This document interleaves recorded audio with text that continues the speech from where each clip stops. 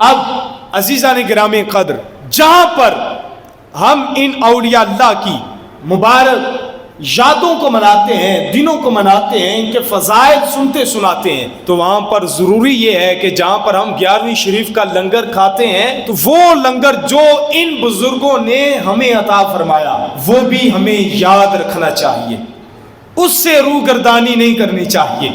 کم از کم ہم اپنے ان بزرگوں کا لکھا ہوا ہی یاد کر لیتے تو ہم زندگی میں کبھی بھی بھٹکتے نہ، گمراہ نہ ہوتے۔ یہ بزرگوں نے جو عرق ریزی کی اپنی ساری زندگی گزار کر، کاش ہم اسے ہی سنبھال لیتے اور یاد کر لیتے۔ ہمیں یہ تو بتایا گیا اور ہم نے یہ تو سن لیا اور یاد رکھا کہ حضور غوث اعظم رحمۃ اللہ تعالیٰ علیہ آپ نے یہ کرامت دکھائی، آپ نے 12 سال یا 11 سال وہ ڈوبا ہوا بیڑا نکال لیا، لیکن ہم نے کبھی کیا یہ کوشش کی کہ 11ویں والے پیر حضور غوث اعظم رحمۃ اللہ تعالیٰ علیہ آپ کے عقائد اور نظریات کیا تھے، آپ کی تعلیمات کیا تھی؟ آج جو فتنے ہیں ان فتنوں میں جو سب سے بڑا فتنہ وہ رافضیت کا فتنہ ہے۔ رافضیت کا فتنہ یہ وہ فتنہ کہ جو معاذ اللہ محبوب علیہ الصلوۃ والسلام کے ازواج مطہرہ، محبوب علیہ الصلوۃ والسلام کی 3 شہزادیاں، محبوب علیہ الصلوۃ والسلام کے شہزادے، محبوب علیہ الصلوۃ والسلام کے صحابہ اکرام علیہم رضوان کے گستاخ اور بے ادب ہے، اور یہاں تک کہ انبیاء کرام اور رب ذوالجلال کے اور پھر قرآن مجید کے منکر ہیں، وہ لوگ حضور غوث اعظم رحمۃ اللہ تعالی علیہ جن کے حسنی اور حسینی سید ہونے میں کوئی شک اور شبہ نہیں، ان کو کہتے ہیں کہ معاذ اللہ یہ سید نہیں ہیں، ان کی سیادت کا انکار بھی کرتے ہیں۔ اس کی وجہ کیا ہے؟ آج اہل سنت و جماعت کے اندر بھی ان کا رنگ بعض پیران نظام، بعض خطبا، واعظین، نعت خوانوں، نقیبوں کی شکل میں وہ بیج جو انہوں نے بویا تھا آج وہ پھل دے رہا ہے اور ان کے عقائد پھیلائے جا رہے ہیں۔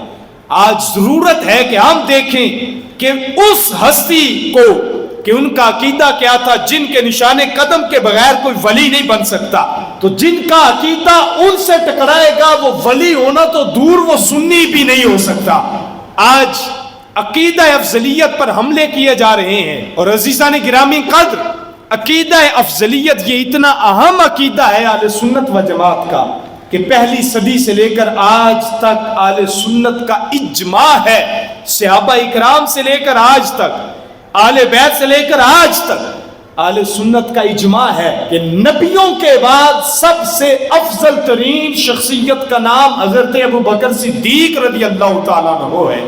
حضور غوث اعظم رضی اللہ تعالیٰ عنہ آپ یہ بیان فرماتے ہوئے، افضلیت کی ترتیب کو بیان فرماتے ہوئے آخر میں آپ ارشاد فرماتے ہیں کہ صحابہ کرام میں یہ افضل ہیں، پھر یہ افضل ہیں، پھر ان میں اشرف مبشرہ افضل ہیں، پھر فرماتے ہیں وَأَفْضَلُ هَؤُلَاءِ الْعَشَرَةِ الْأَبْرَارِ الْخُلَفَاءِ الرَّاشِدُونَ الْمَهْدِيُّونَ الْأَرْبَعَةِ الْأَخْيَارِ۔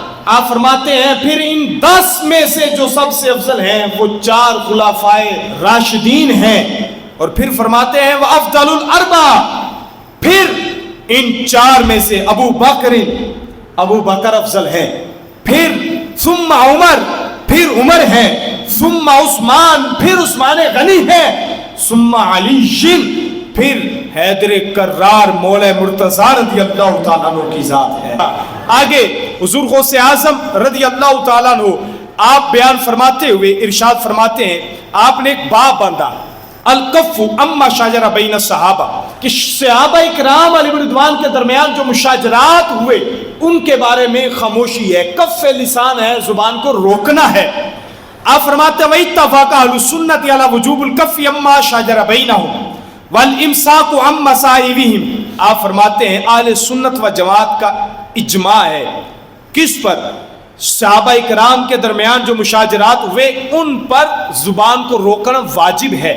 زبان کو روکنا، بولیے آپ بھی، زبان کو روکنا واجب ہے۔ جو ان کے درمیان لڑائیاں ہوئیں، جنگیں ہوئیں، ان پر زبان کو روکنا، ہاتھ اٹھا کے بولیے، زبان کو روکنا واجب ہے۔ فرمایا اور ان کے فضائل کو بیان کرنا، ان کے محاسن کو بیان کرنا یہ واجب ہے اہل سنت پر۔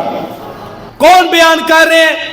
غوث اعظم، غوث ثقلین، حضور شہنشاہ بغداد، 11ویں والے پیر۔ میں نے کہا جن کی 11ویں پکاتے اور کھلاتے ہو ان کا عقیدہ بھی یاد رکھو، ان کا نظریہ بھی یاد رکھو، ان کی تعلیم بھی یاد رکھو۔ حضور غوث اعظم رضی اللہ تعالیٰ عنہ، آپ نے آگے پھر بتایا بھی وہ کون کون سے صحابہ ہیں۔ علامہ کان و جرا من اختلاف علی و طلحہ و زبیر و عائشہ و معاویہ رضوان اللہ علیہم اجمعین۔ آپ نے ان سب کے نام لے کے فرمایا ان کے درمیان جو مشاجرات ہوئے، اختلاف ہوئے، ان کے بارے میں زبان بند رکھنی ہے۔ جو اللہ کی طرف سے ہوا وہ اللہ کی طرف سے ہوا، ہم نے زبان بند رکھنی ہے۔ اور آخر میں ایک حدیث مبارکہ حضور غوث اعظم رضی اللہ تعالیٰ عنہ آپ نے جو بیان فرمائی، آج اگر ہم کسی کو روکیں کہ فلاں بندے سے دور رہنا ہے، فلاں گروہ سے، فلاں فرقے سے دور رہنا ہے، کیوں؟ کیونکہ وہ معاذ اللہ محبوب علیہ الصلوۃ والسلام کے صحابہ کے بارے میں بکواس کرتے ہیں، تو لوگ کہہ سکتے ہیں کہ یہ شدت پسند ہے۔ میں نے کہا ہم شدت پسند تب کہلائیں جب ہمارے باپ کو کوئی برا بلا کہے اور ہم اس کا گریبان پکڑیں، ہماری ماں کو کوئی گالی دے اور ہم اس کو کچھ نہ کہیں کہ معاشرے والے کہتے ہیں یہ بے غیرت ہے، اس کو ماں کی غیرت نہیں۔ تو عزیزان گرامی غور کیجئے، جو تمہاری ماں، مومنوں کی ماں، ام المومنین سیدہ عائشہ صدیقہ رضی اللہ تعالیٰ عنہ کو بھونکے، وہ ہمارا یار کس طرح ہو سکتا ہے؟ ہم اس کے ساتھ کس طرح بیٹھ سکتے ہیں، کھا سکتے ہیں، پی سکتے ہیں؟ حضور غوث اعظم رحمۃ اللہ تعالیٰ علیہ آپ نے محبوب علیہ الصلوۃ والسلام کی حدیث مبارکہ کو نقل فرمایا، ان اللہ اختارنی واختار بی اصحابی۔ محبوب علیہ الصلوۃ والسلام نے فرمایا بے شک اللہ تعالیٰ نے مجھے چنا اور میرے لیے چنا میرے صحابہ کو، فجعلہم انصاری، فرمایا پھر ان میں سے میرے انصار بنائے، وجعلہم اشعاری، اور ان میں سے میرے کچھ سسرالی بنائے، فرمایا وَإِنَّهُ سَيَجِي آخر الزمان قوم ينکسونہم، فرمایا قریب آخری زمانے میں ایک قوم آئے گی جو ان کی شان کو کم کرے گی، ان کی شان میں بکواس کرے گی، توہین کرے گی۔ محبوب علیہ الصلوۃ والسلام فرماتے ہیں الا فلا تؤاکلوہم، خبردار ان کے ساتھ کھانا نہ، الا فلا تشاربوہم، فرمایا خبردار ان کے ساتھ پینا نہ۔ یہ نہ دیکھنا کہ ان کے ہاں لنگر لگا ہوا ہے، ان کے ہاں سبیل حسینی لگی ہوئی ہے تو وہ دیکھ کے تم چلے جانا، فرمایا نہیں نہیں، ان کے ہاں نہ کھانا نہ پینا۔ الا فلا تناکحوہم، فرمایا خبردار وہ جتنے مرضی لالچ دیں، شیطانی رنگ جتنے مرضی اپنائیں، ان کے ساتھ نکاح نہیں کرنا۔ الا فلا تصلوا معہم، محبوب علیہ الصلوۃ والسلام ارشاد فرماتے ہیں خبردار ان کے ساتھ نماز مت پڑھنا۔ ولا تصلوا علیہم، فرمایا مر جائیں تو ان کا جنازہ بھی نہیں پڑھنا، مر جائیں ان کا جنازہ بھی نہیں پڑھنا، فرمایا ان پر لعنت کرنا واجب ہے، ان پر لعنت کرنا واجب ہے۔ یہ پیغام دینا اتنا لازمی تھا کہ اگر انسان کا کروڑوں کا، اربوں کا، خربوں کا نقصان ہو جائے تو وہ نقصان نہیں ہوتا جو عقیدے میں ذرہ برابر خرابی ہونے سے اس کا نقصان ہوتا۔